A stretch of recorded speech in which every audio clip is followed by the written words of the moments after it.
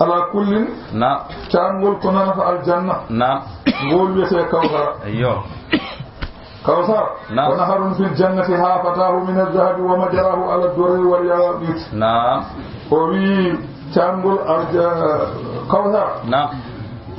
pawle ɗe نعم pawle kanŋe نعم dogata koye rigoluuji kanŋe نعم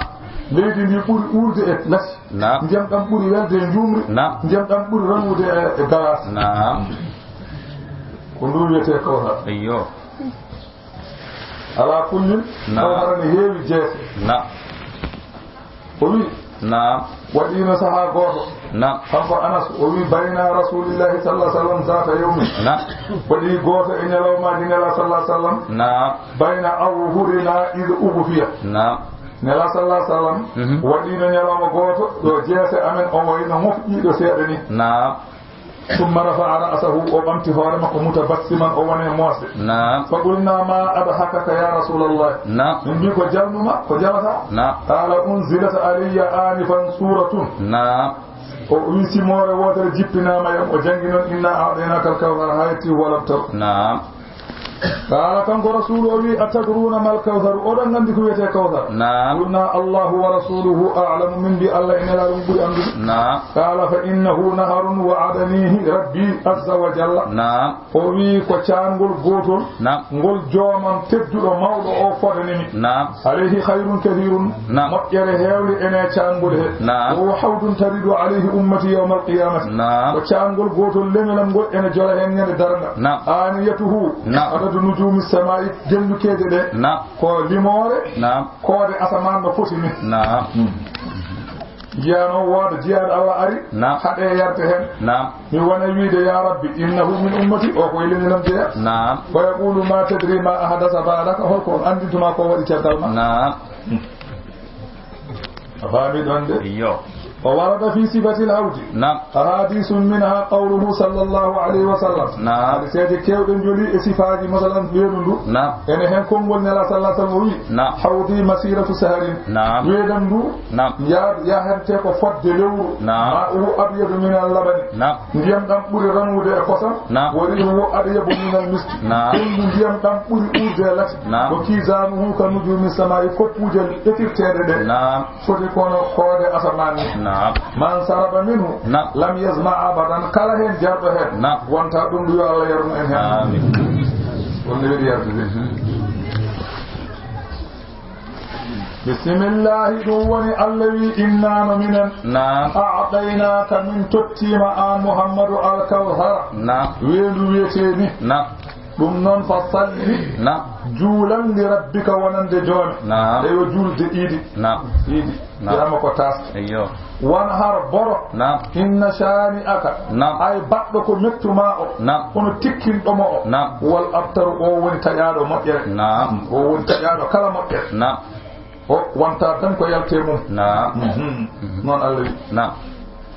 noon taƴaɗo so Allah wi neɗɗo ko taƴaɗo moƴƴere نعم on danera نعم famidande نعم a famiɗa on نعم ɗum woni inna shani'aka huwa al abtaru نعم وبلأن الناس يخرجون من قبورهم أداشا نعم أداشا نعم فيسربون منه شربة لا يسمعون بعدها أبدا نعم وبيسو تبيين ببي ممتي من يند يوم القيامة دريمة نعم goto hen fof wonne fe reedu he نعم so yari hen نعم o wonta ɗum ɗo hankande ha ala ɗo haɗi نعم روي عن ابن عباس نعم gorko goto عبد الله بن عباس وي أنه سأل رسول الله صلى الله عليه وسلم نعم وي أنام دينو من لا الله أن الوقوف بين يدي رب العالمين نعم درجول ياسو الله نعم هل فيه ماء بل ديام نانتون ولا على تون نعم قال وي اي هاكاي نعم والذي نفسي بيده نعم يودري مفتانا وني اجودم نعم إن فيها لماء ان تون ديام نعم يمنتون نعم إن فيه لماء نعم ان تون ديام نعم وإن أولياء الله لا يريدون حياد الأنبياء نعم جياد الله به ابن جل ابن النبال نعم ويبعث الله تعالى 70,000 ملك الله نلا شفان جيدي دوفينر ملك بأيديهم أسن من نار غوتين فول جوغي بولد ndeko bolde jeygol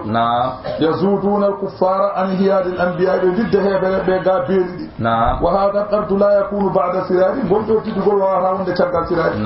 لأنه لا يسلم من السراد إلا المؤمنون سبو حستا سراد سوانا جولو دك فلا وجود للكفار هناك tawde siraadi hankanti way kono hanan ko laawol ta siraadi ko laawol kewde aljanna sa takki tan ko aljanna sa tatan ko jeengol faada ndeke ngol do jargol won ko adi ko adi siraadi kala takki siraadi tan aljanna fay donc do yaade foko jeengol mancinto deke wadde heɓeren ɓe tawetaake ngol ɗo jargol wona so tawi ko siraji caggal sirade wonno ɓe tawetake deke ɓe tawete ko ga e yeeso Allah ga ɓe yimɓe ndari ɗo ko ɗon ndiyam addete yimɓe ɓe jaar e kala jarɗo noon wonta ɗum so Allah yarno ene ɗum woni wona har boro inna shani'aka huwa al abtar rasulu sallallahu alayhi wa sallam ñande hen wiyama ñande hen o borima ko ɓuri laaɓtude jawdi makko ñan hajjatul wida subaka mina o borima ɗon geloɗi temedere en capanɗe jeeɗiɗi ko jungo makko teddungo hirsiri capantati keddiɗi ko seydina ali hirsi faami ɗon de o wi inna shani'aka huwa al abtar oɗo noon kanko oɗo asibnu wa'il batara o wi kanko wino batara muhammad rasulu sallallahu alaihi wasallam tadi hankanti ala caggal mo ene darano ɗum ayɗi ɗigo mo daño ko jeehi kasi Allah wi ala inna shani'aka huwa al abtar wona an ko kanko tek ala kayno jogui ɓesmu ha heewi ay goto ɓurani mo leñol kewgol ay goto wiyama noon ko oɗo ɗasum woni arwande ɓiɓɓe makko hayso koye luural kam ko ɗum kam woni ko wiya ko luural noon kono wiɗo ko kanko woni ɗum ko zeynab ane luural ko woni hen gonko ko Allah wiyama noon o wuuri duuɓi ɗiɗi won wiɗo ko lebbi 17 won wiɗo kadi o wattino waɗɗade ala kulli ko o maayi ko guila nelaɗo nelaka هو أول من مات من أولاده صلى الله عليه وسلم قالونيجو اسم مكة مايك بمكة ورقة فتح القاسم وعبد الله on waccite ɗayibu mo wiyekati ɗahiru mo jogiiɓi ɗo gorko ne wiye ibrahima zeynabu e ruqayyatu e fadimatu e ummu kalhum ɓeɗo goni ɓiɓɓe makko kanko rasulu wa kulluhum min khadija kamɓe fof koye khadija ɓe gummi illa ibrahima so wona ibrahima koye maria wa matu jami'an fi hayatihi sallallahu alaihi wasallam kamɓe fof ɓe maayi koye gurdam nelaɗo Allah so wona fadimatu ono wuuri caggal makko seeɗa ɓebbi jeegom abdin bismillahi suratul kafiruna simore nde ko noon de wiyete makkiyatun aw madaniyatun ayde ɗe ko jeyi walla jeegom on wiɓe noon o wi wa warada fi fadliha joli e ɓure nde ɗo simore ahadisun hadiseje min ha annaha ta'dilu sulusul qur'ani wiyama ana sulusal qur'ani wiyama simore nde ende fotodira e tataɓal qur'ana waɗan pecce tati kayre wotere sa jangini ne wayna jangi hen feccere wa minha qawluhu sallallahu alayhi wa sallam ene hen konngol nelaɗo sallah sallam wi ta'dilu rub alqur'ani ɓuri yayil kafiruna ene fotodira kadi e neɓal qur'ana wa minha anna rajulan qala linnabiyi sallallahu alih w sallam awsini gorko goto meeɗiɗo arde e nelaɗo o wi wasiyomi fa qala iqra'a inna manamika so tawi aɗaɗano janggo qul ya ayyuhal kafiruna fa innaha bara'atun min ash-shirk ɗeɗo simore ene danda neɗɗo e keferu bisimillahi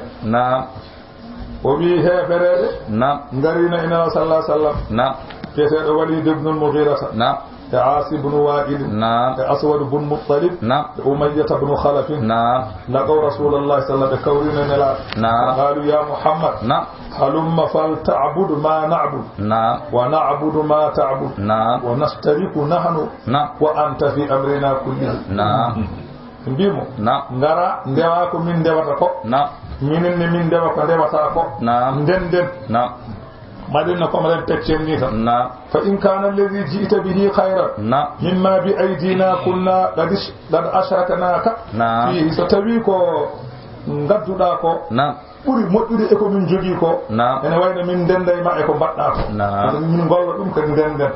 min nanga heen geɗal amin ha timma ko in kana alladi bi aydina hayran mimma bi yadika kunta qad asraktana fi amrina wa akhadta bi hazika minhu wo so tawi ko komin jogii ko ɓuri moƴƴude e ko jogiɗa ko an Mouhammadou eywa ene wayno ndenda e amen eywa ƴetta heen geɗal ma timmugal Allah no jippini aya o ene wiyaɓe ɗum ko bolle fuuɗe wona ko bismillahi ko inde Allah arrahmani ko inde Allah arrahimi ko inde Allah qul wi ya ayyuhal kafiruna yehe moɗon hefereɓe la a'budu min mi rewata joni ma ta'buduna ko ndewaton ko jaleŋeji min mi rewata ɗum wala antum wonani onon abiduna oɗon ndewa ma a'budu ko ndewanmi ko on ndewata joni ko ndewanmi ko Allah on ndewata on wala ana wonani min ne kadi abidun goɗo jogori rewoyde ma abattum ko ndewaton ko wala antum wonani onon ne kadi abiduna oɗon jogori rewoyde ma a'budu ko ndewanmi ko Allah andini kam wonde on jaɓata Allah onon ɓe on jogorani jabbe ɗum noon lakum diinukum wodani on keferu mon woliya diini min ne wodi on diina mo hono l'islam jagge ko jogi ɗon ko jagga ko jogimi ko kasi heddi ko tantine tan on mbaɗata ko mbaɗanmi mi waɗata ko mbatton on jogorani wadde mi jogorani wadde ɗum noon jeehe tan mi yaha suratu nasri madaniyatun salasu ayatin ayaji ɗe ko tati bismillahi ko inde Allah arrahmani ko inde Allah arrahimi ko inde Allah nde ɗo simore mi jippi ko Madina woto samma suratu tawdih inde innire simore tawdih baynihu lima fiha min ad-dilalati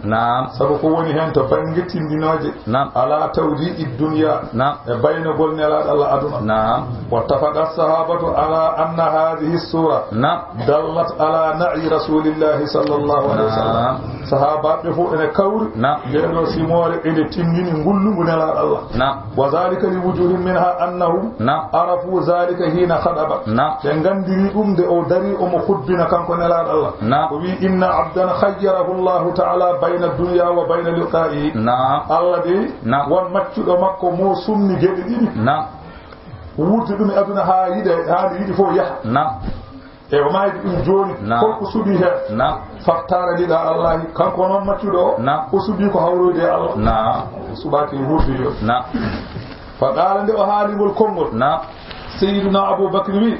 فديناك بأنفسنا وأموالنا وآبائنا وأولادنا من شوتر ما كوي أمن من ما يكدنا جودة أمن جهة كدنا بابر أمن جهة كدنا بأمن جهة كدنا ومنها إن مال وند سيموال يعرف ولاد أصول النصر أيوة غزت مثلا كويته بالله ودخول الناس في الدين يمبي فوف ناتا الدين أفواجا دنت تشغال ولي غوتل نغارتا باتي أردي ara joni jabal jodo fodde lebbi walla duubi goddo kadi jabal caggal dum non watta wadde dente batta arti sa yi dum tan ando hankande alhaali o ko wodde abamin ande yo ومنها أنه تعالى أمره بالتسبيح والحمد والاستغفار الله تبارك وتعالى ويمرم يوات ويد سبحان الله ويمرم يوات ويد الحمد لله ويمرم يوات ويد استغفر الله وبيان نودون كون كدي يمرو الله ينتهي واستغاله بذلك سكل الجبوب يمنعه من استغاله بأمر أمته الله نون هانكاندي هادي سكل الحالي هانكاندي ويندرني الحالي لن المقنغول سخلا كدي غبس فكان هذا أنني كالتنبيه على أن أمر التبليغ قد تم يعني وين أورا الحالي ويكون فين دم كانكو جد ما كون قلت تمود وكمل فنني وذلك يقتدي إيداء الأجل إذ لو بقى بعد ذلك لكان كالمعذور ستبيل la jangal mi heddino tawde Allah wi holo sohlir yimbe be holo sohlir hangade gede de way kono ko follade ni non tagota ndeke wadde ko gede makko gasi wana follede ko follede dina makko o e nanal makko ngas ene heddi ha yomal qiyam tandangal lomtiɓe fof kanko tan lomti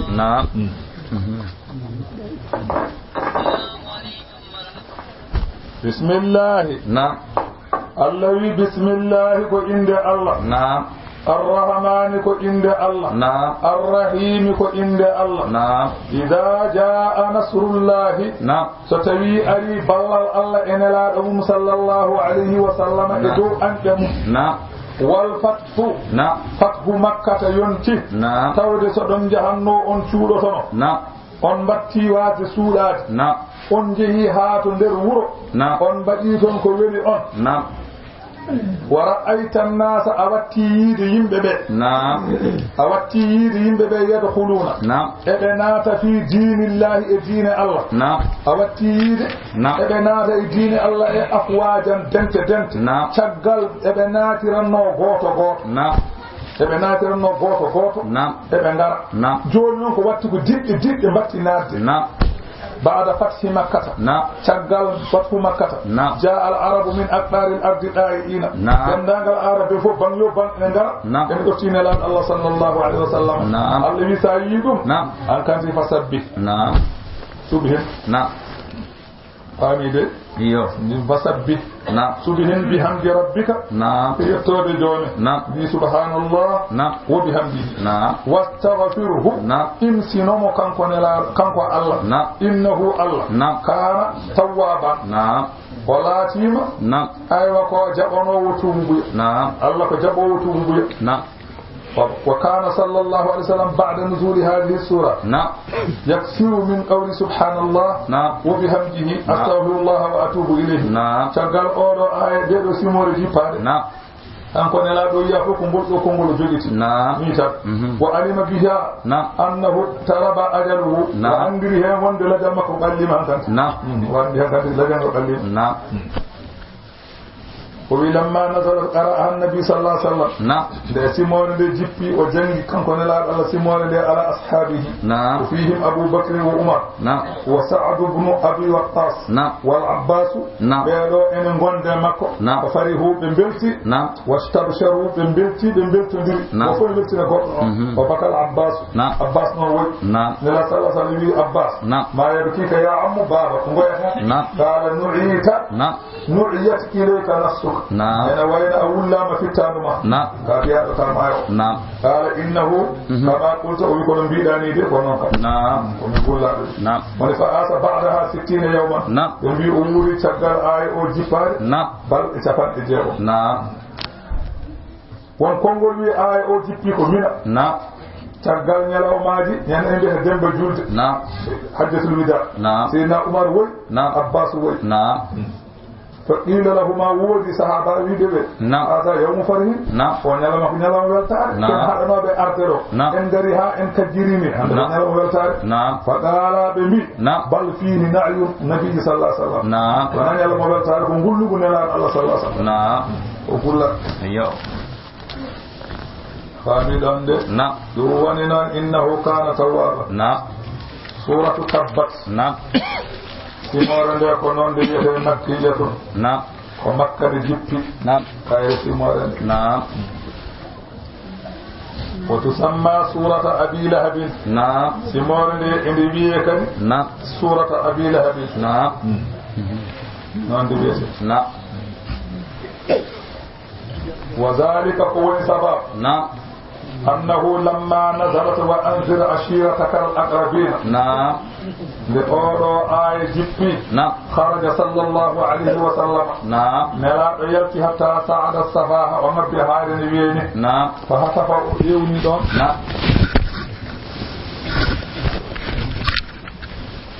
ووني نبدو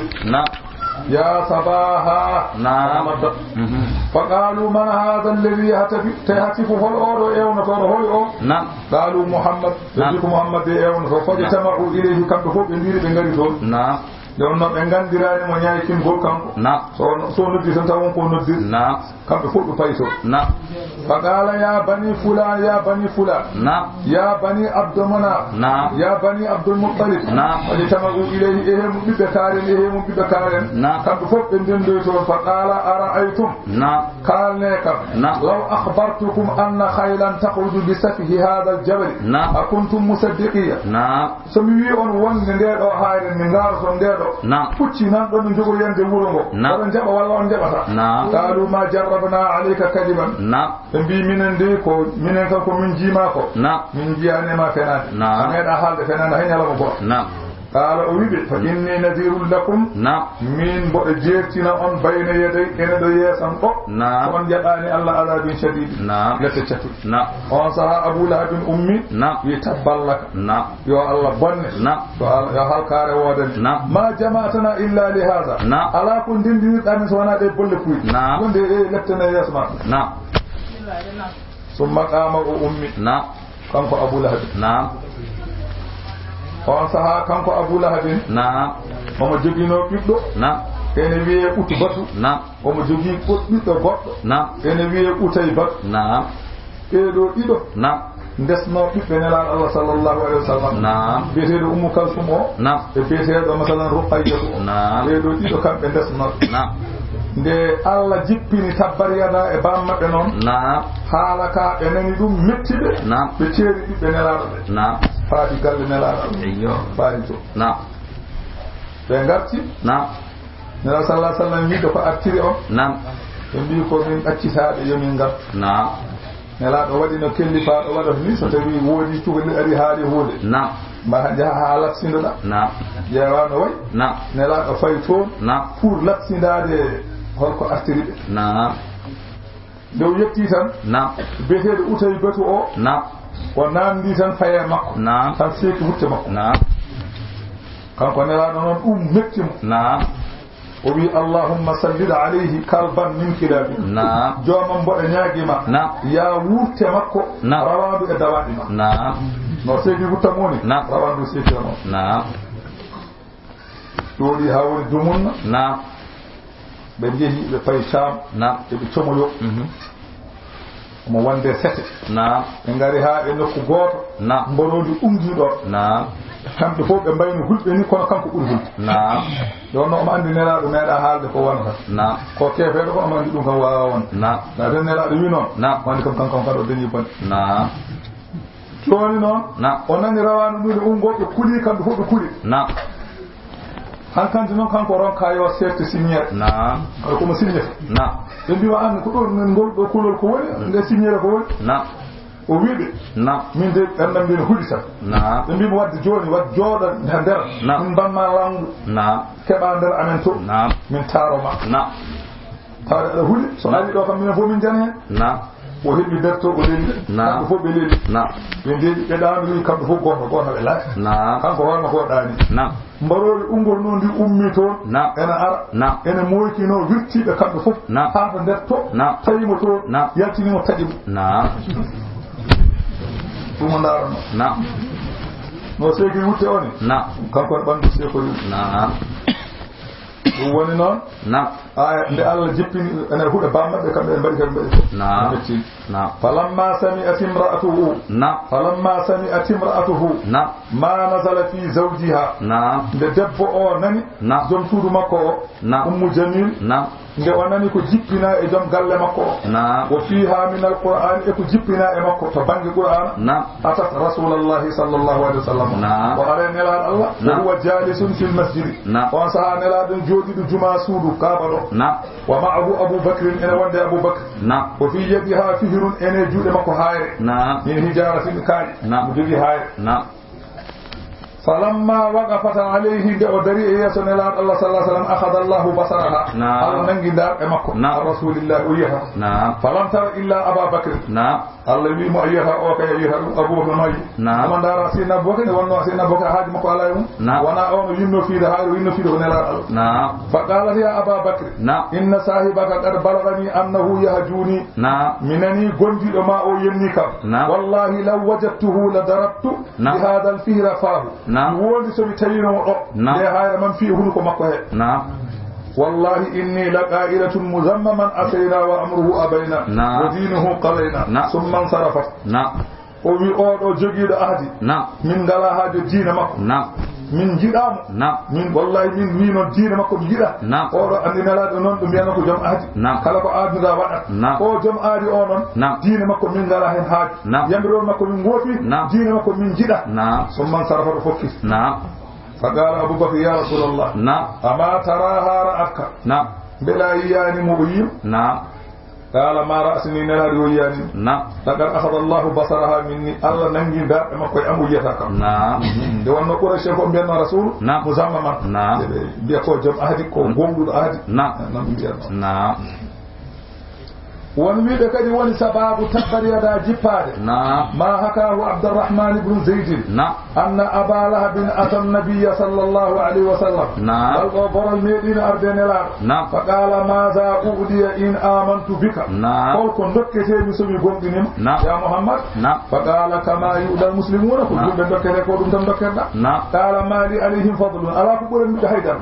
من بامن جيد بابا غوف كل كوهو قريشين كود من فتاي قدر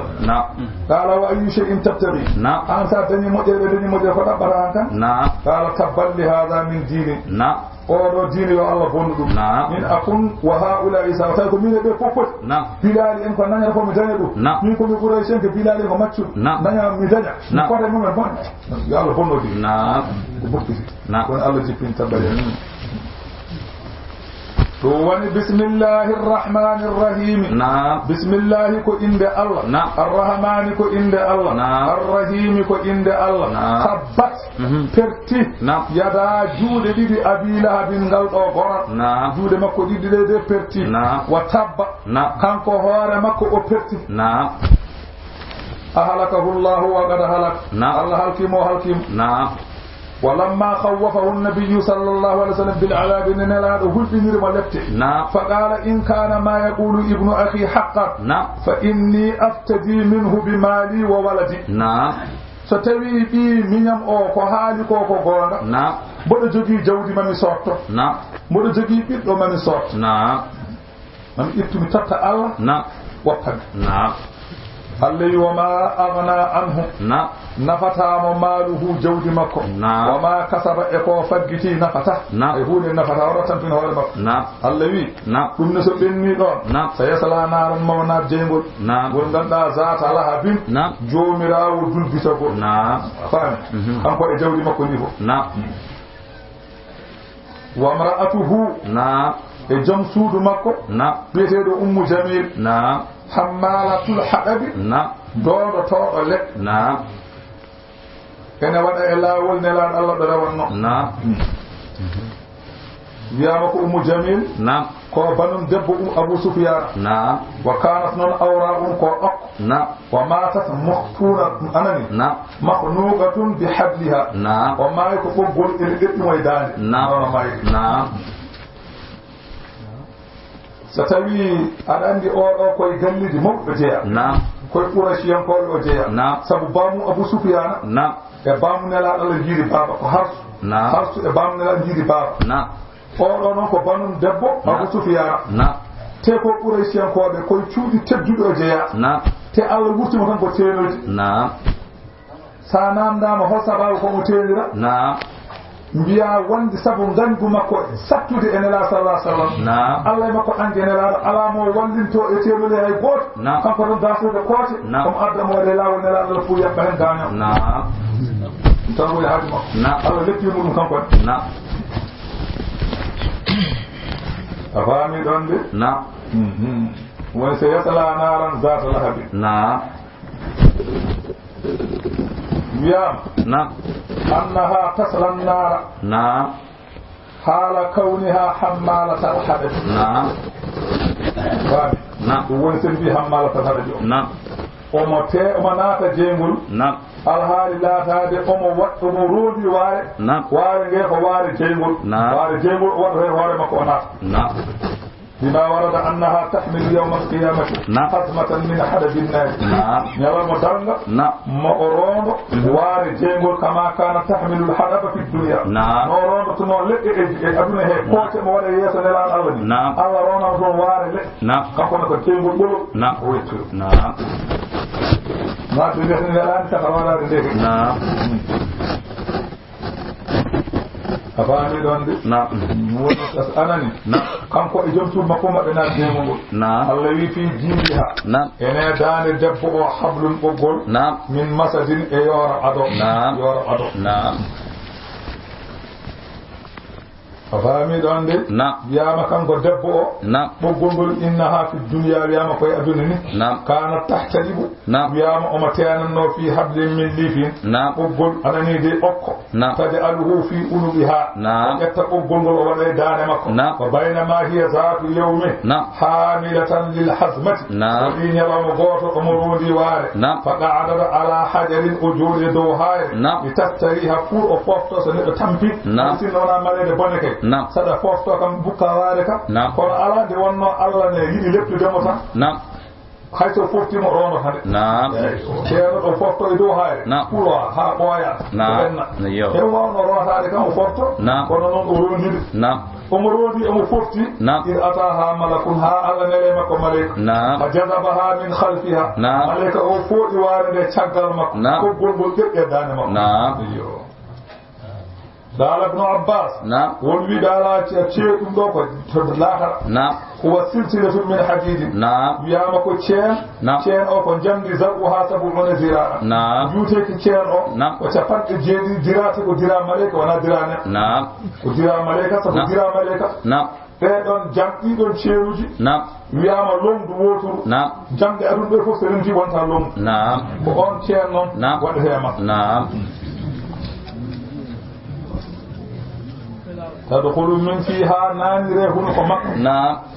وتخرج من دبرها يتنيره شغال مكة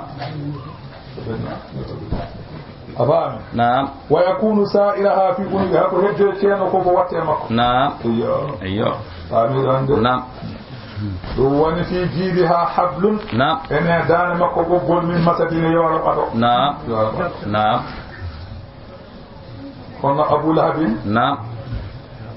mo ani nela sallallahu alaihi wasallam mo ani mo fe ngangu kurtumu mo ani nela Allah gangu kurtumu nela non de wonno ko baamu kanko e baamu jiidi baaba subaka fof nela be hatton salmin dem wonde ko jinnaado mum wadi nyalama goto o yamiri maccuɓe makko yeɓe gasto damal galle ɗo gaska mawka kala ko warata walla kala ko gaani heɓe mbaɗa nder ɓe mbaɗa ko yuf wona ɗan yuf kam eyi